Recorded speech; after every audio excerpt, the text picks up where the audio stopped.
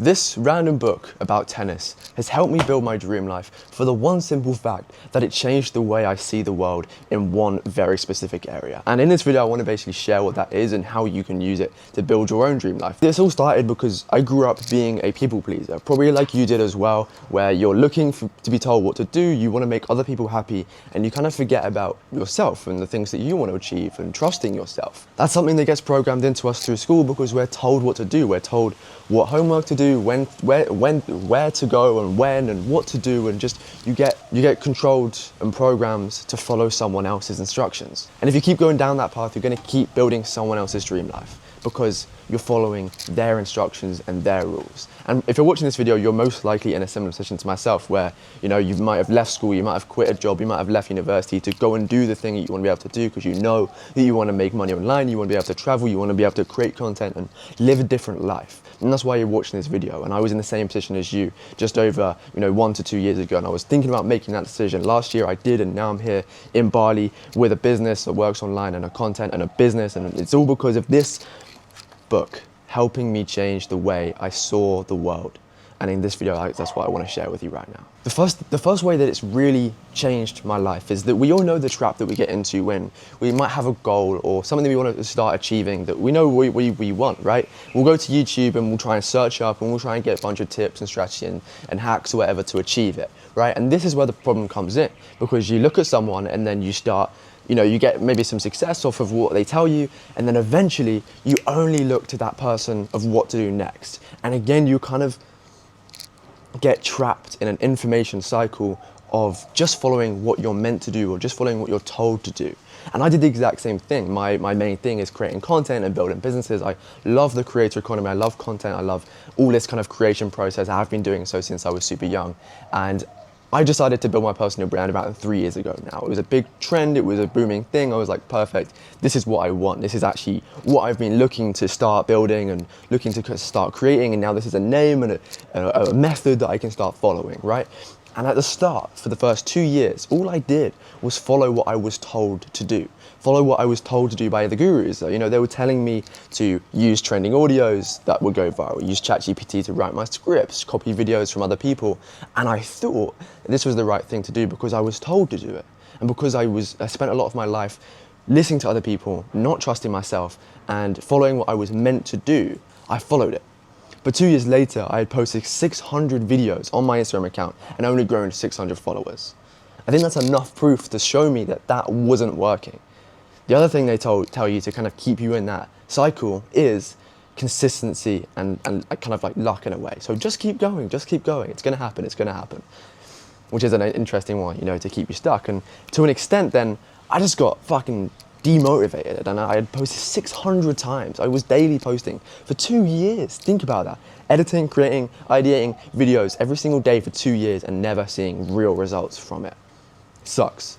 And one day, it was just after I left school, I was looking through my content and I was like, fuck, I really need to make this work because in a year's time, I want to be in Bali with an online business and living with my mates who are entrepreneurs as well. I want to be in that situation. What do I need to change to be able to get in that situation? And I kind of deducted that my content wasn't even me. Well, I love creating content because I could share my mission, my message and my mechanisms through content. But if I was following what the gurus were telling me to do, I was following what I was told to do, my videos weren't even mine, like they weren't even me. And I was like, fuck, I looked back and I was like, this isn't even me at all. So I instantly changed my strategy right there and then. I don't know where that confidence came from. Maybe it was the fact I just left school, but I got a boost of confidence out of nowhere to be myself.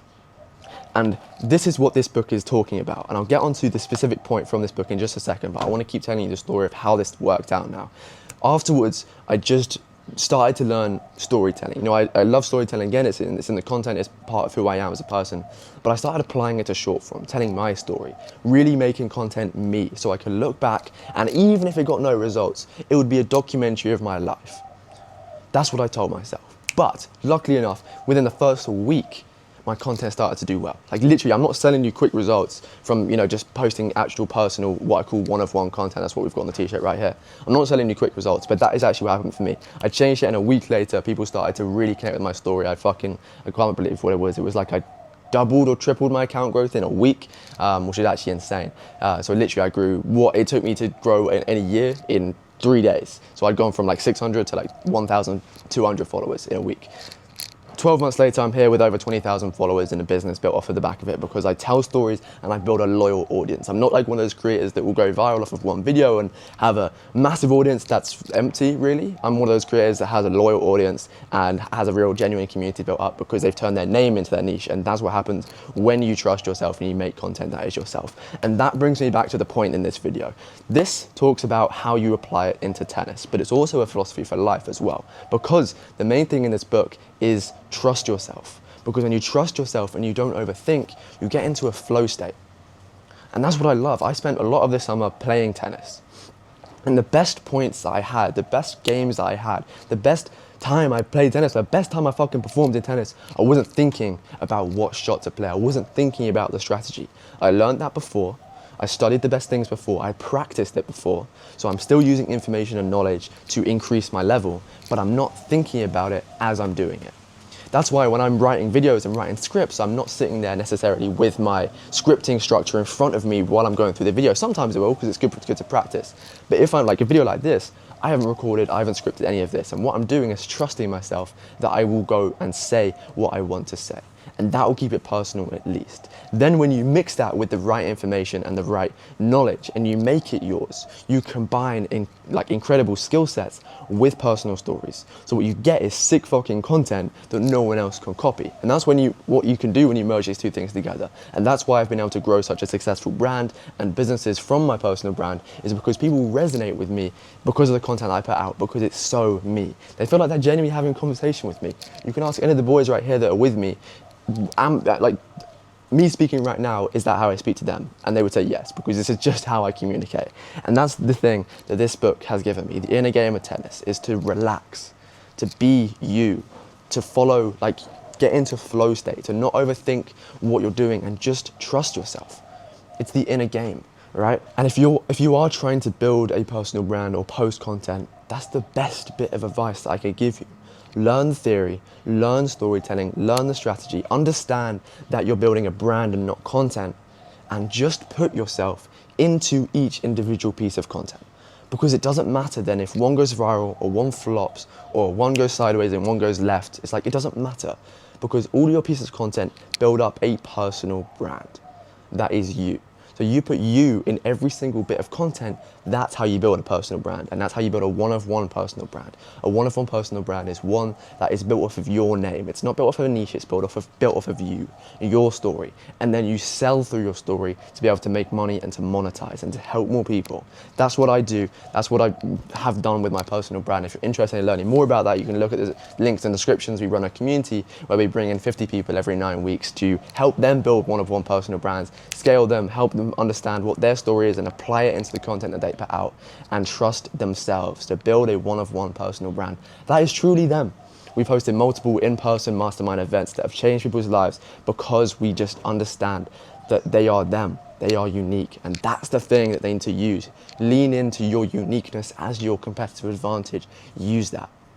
Use that to your power.